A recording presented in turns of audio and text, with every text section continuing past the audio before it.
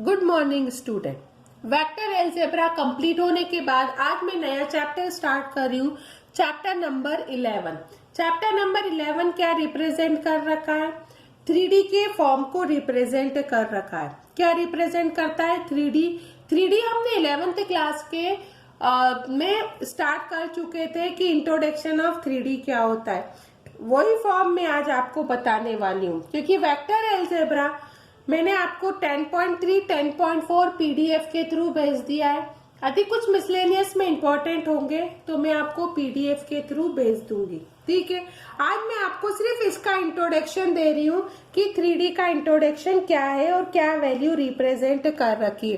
Simple form में इसमें देखो, ये वैल्यू क्या क्या रिप्रेजेंट करेगी? एक्स वाई जेड तीनों एक्सिस के फॉर्म को रिप्रेजेंट करती है। एक्स डैश 0 एक्स, अगला फॉर्म दे रखा है y dash 0 y and z 0 z dash के फॉर्म को रिप्रेजेंट कर रखा हुआ है। अब इसमें देखो वैल्यू क्या क्या दे रखी है। सिंपल फॉर्म में है let x dash o x, y dash o y and z dash o z be 3 mutually perpendicular. ये चीज तो आपको पता ही है ना कि ये रिप्रेजेंट होता है mutually perpendicular lines in space, ठीक है, जो किस फॉर्म को इंटरसेक्ट करता है? इंटरसेक्ट करता है एट द पॉइंट O। किसको इंटरसेक्ट करता है? At the point O। वो कहलाता है ओरिजिन के पार्ट को, ठीक है। जैसे सिंपल फॉर्म में यहाँ देख लो तो x o x dash, y o y dash, z o z dash, ये 3 म्यूचुअली लाइन क्या है? परपेंडिकुलर है इन द स्पेस और इंटरसेक्ट करती है कौन से पॉइंट O को। तो वो फॉर्म क्या रिप्रेजेंट होता है? ओरिजिन को रिप्रेजेंट करता है। इसी टाइप से इसमें देखा जाए, हमने लिखा X dash O X, Y dash O Y and Z dash O Z, ये क्या कहलाता है? Are called X axis, Y axis and किसको रिप्रेजेंट करता है? जेड एक्सिस को रिप्रेजेंट करता है। ये तो आपके पास 11th में भी आप स्टार्ट कर चुके हो, तो भी आपने ये सब इंट्रोडक्शन पढ़ा था। अब ये 12th में भी स्टार्टिंग है, क्योंकि 12th में 2 टॉपिक देख रखा है, एक तो लाइन है और एक प्लेन के फॉर्म को रिप्रेजेंट करता है। तो अभी तो सिंपल इंट्रोडक्शन बताए नहीं हूँ कि क्या क्या वैल्यू है, क्या पॉइंट है, क्या म्यूचुअली इसको परपेंडिकुलर है कि नहीं, ये वैल्यू यहाँ पर दे रखा हुआ है। अब आपने 11th क्लास में ये भी पढ़ रखा है कि ये कितने पार्ट को रिप्रेजेंट करता है? 8 पार्ट को रिप्रेजेंट करता है ना। जब ये 8 पार्ट को रिप्रेजेंट करता है तो वो जो 8 पार्ट है वो क्या कहलाते हैं? ऑक्टेन के पार्ट को रिप्रेजेंट करते हैं कि नहीं। अब ऑक्टेन क्या क्या रिप्रेजेंट किया जाता है तो एक बार मैं बता देती हूँ कि यदि सिंपल फॉर्म में देखा जाए तो जैसे एक्स वाई और जेड 3 कोऑर्डिनेट होते हैं, फिर 1 2 3 4 5 6 7 8 पार्ट को वो इजीली रिप्रेजेंट किया जा सकता है। अब 8 पार्ट होते क्या है वो मैं बता देती हूँ। फर्स्ट होता है x o X Y Z, फिर ओ एक्स डैश वाई जेड, फिर ओ एक्स डैश वाई और जेड डैश के पार्ट, मतलब 3 पार्ट तो यही हो गए। फिर इसके फॉर्म में o x dash y z, y dash और जेड हो गया। फिर हो गया आपके पास क्या क्या रिप्रेजेंट हो गया? ये सिंपल फॉर्म हो गया। फिर ओ एक्स वाई डैश जेड हो गया, ओ एक्स डैश या एक्स वाई जेड डैश हो गया, ठीक है। फिर आगे का फॉर्म इसमें क्या रिप्रेजेंट हो गया है? सिंपल फॉर्म में देखा जाए तो वैल्यू क्या हो जाएगी? ओ एक्स वाई डैश जेड के फॉर्म को भी तो रिप्रेजेंट कर रखा है, जैसे 1 2 3 4 5 6 7। आगे सिंपल में देखा तो देखो ये वाई जेड हो गया। अब इसमें एक चीज और क्या रिप्रेजेंट करने को बाकी है, तो ये फर्स्ट पार्ट ये हो गया, सेकेंड पार्ट ये हो गया है। थर्ड पार्ट के फॉर्म में आपके पास वैल्यू और बचती ना, ओ एक्स ये बच गई है, एक्स डैश हो गया है, वाई डैश हो गया है और कितना हो गया है? ये z डैश, ये z के फॉर्म को रिप्रेजेंट कर रखा है। फिर आपके पास यहाँ वैल्यू कितनी रिप्रेजेंट हो गई है, सिंपल फॉर्म में देखा जाए तो ये होगी o हो गया है, फिर x हो गया है, y डैश हो गया है, z डैश हो गया है। अब यहाँ पर मैंने एक चीज नहीं लिखी थी कि o, x डैश, y और z, ये 8 पार्ट आपके पास रिप्रेजेंट हो गए। मतलब तीनों एक्सिस एक दूसरे पर म्यूचुअली परपेंडिकुलर है, जहां पर इंटरसेक्ट होती है वो फॉर्म रिप्रेजेंट होता है ओरिजिन। और कौन कौन से पार्ट है, सिंपल फॉर्म में देखा जाए तो ये एक्स एक्सिस हो गया, ये वाई एक्सिस हो गया, ये जेड एक्सिस के पार्ट को रिप्रेजेंट कर रखा है। ये तो स्टार्टिंग इसके इंट्रोडक्शन है। अब हम और सिंपल से पार्ट बता देती हूँ जो आप लोग 11th में पढ़ चुके हो।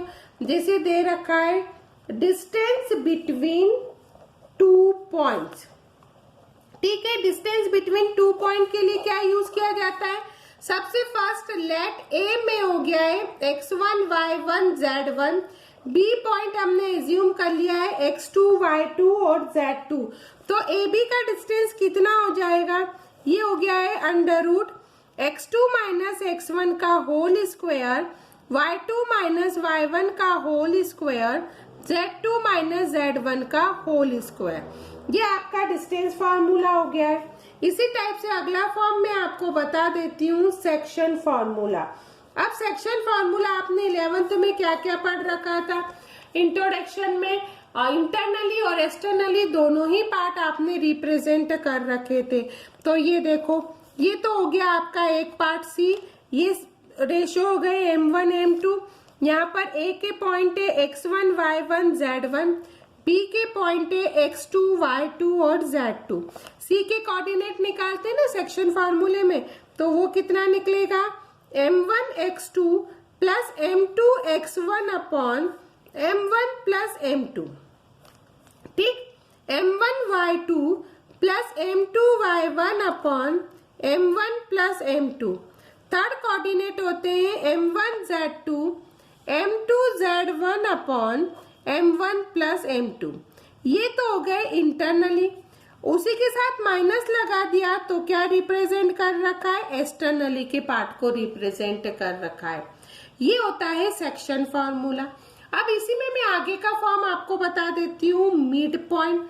मिड पॉइंट क्या होता है, मिड पॉइंट का मतलब होता है जिसके रेशो इक्वल होते हैं, m1 इक्वल टू m2 के पार्ट को वो रिप्रेजेंट करता है।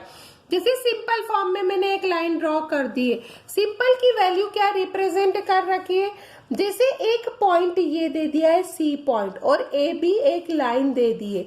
मैंने बोला है C is a mid point of line A B, ठीक है।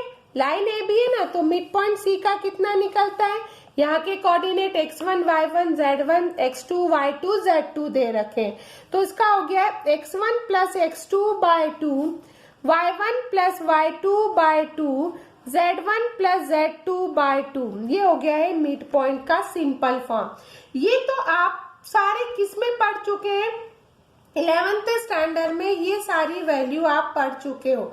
ये फॉर्म आपके पास रिप्रेजेंट करने के लिए दे रखा था, जो मैंने स्टार्टिंग फॉर्म आपको बता दिया है।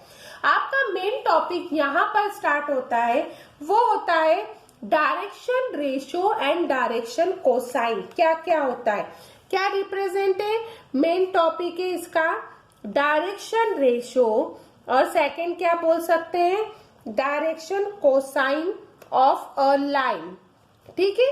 यही फॉर्म है ना इसके अंदर, डायरेक्शन रेशो डायरेक्शन कोसाइन के पार्ट को रिप्रेजेंट करता है। अब इसमें फॉर्म देखो, सबसे पहला फॉर्म मैं आपको बता रही हूँ डायरेक्शन कोसाइन होता क्या है। डायरेक्शन कोसाइन का मीन होता है कि सपोज आपके पास alpha beta gamma are the angle which the line L make with positive direction. कौन सा डायरेक्शन बोल रखा है, positive direction of x y and z. तीनों एक्सिस में दे रखे ना, एक्स वाई जेड एक्सिस में दे रखे। तो डायरेक्शन कोसाइन का फॉर्म, कोसाइन यानी कॉस अल्फा के, कॉस के फॉर्म को रिप्रेजेंट करता है, तो इसे cos alpha, cos beta and cos gamma. ठीक है, यदि इसमें प्लस हो या माइनस हो, किसी भी फॉर्म को ये रिप्रेजेंट कर सकता है। अब इसी में जैसे एल लाइन दे रखी ना, तो फॉर्म कितना होता है, इसका एक रिलेशन बन जाता है। जैसे ये हो गया है एल एम एंड एन के पार्ट को रिप्रेजेंट करता है। एल यानी कॉस अल्फा, एम यानी कॉस बीटा, एन यानी कॉस गामा को रिप्रेजेंट करता है। तो सिंपल फॉर्म बन जाता है L square plus M square plus N square equal to 1। मतलब cos square alpha plus cos square beta plus cos square gamma equal to 1 के पार्ट को रिप्रेजेंट करता है। जबकि जो रेशो होता है ना, वो रिप्रेजेंट करता है प्रोपोर्शनल के पार्ट को रिप्रेजेंट करता है। प्रोपोर्शनल का मतलब क्या होता है, जैसे एल तो आपके पास डायरेक्शन कोसाइन दे रखी है ना, तो वो एल के अपॉन में L upon under root L square plus M square plus N square के पार्ट को रिप्रेजेंट करेगा। या इसमें सिंपल फॉर्म रिप्रेजेंट होता है, एक्चुअल में डायरेक्शन जो रेशो होता है ना, वो एबीसी पार्ट को रिप्रेजेंट करता है। तो एबीसी पार्ट कैसे निकालता है, हो सकते हैं आपके पास एनी 2 पॉइंट दे रखे हो, तो एक पार्ट को सेकेंड पार्ट से सबट्रैक्ट करके सिंपल वैल्यू निकालना, जैसे x2 minus x1, y2 minus y1 and z2 minus z1 का जो फॉर्म होता है ना, जो वो एबीसी पार्ट को रिप्रेजेंट करता है। तो ये पार्ट क्या रिप्रेजेंट होगी, डायरेक्शन रेशो या डायरेक्शन कोसाइन के पार्ट को रिप्रेजेंट करती है। तो ये चीज आपको अच्छे से ध्यान रखना है। मैंने म्यूचुअली परपेंडिकुलर का फॉर्म बता दिया आपको, उसके बाद एक ऑक्टेन के फॉर्म बता दिए, डिस्टेंस फॉर्मूला बता दिया, सेक्शन फॉर्मूला बता दिया, मिड पॉइंट बता दिया, डायरेक्शन रेशो और डायरेक्शन कोसाइन का फॉर्म बता दिया है। ये फॉर्म अच्छे से याद रखना, l square plus M square plus N square equal to 1 होता है। तो आप लिख सकते हो l equal to cos alpha, m equal to cos beta and n equal to cos gamma. मतलब cos square alpha plus cos square beta plus cos square gamma की value भी 1 होती है। अब रेशो यानी प्रोपोर्शनल पार्ट को represent करता है, जो एबीसी है, तो इनके बीच का जो डिस्टेंस होता है ना, डिफरेंस, वो रेशो के पार्ट को रिप्रेजेंट किया जा सकता है। अब इसका एक्सरसाइज में इनका सबका यूज किया जाएगा, तो किस टाइप से करते हैं वो मैं आपको नेक्स्ट वीडियो में बताऊंगी।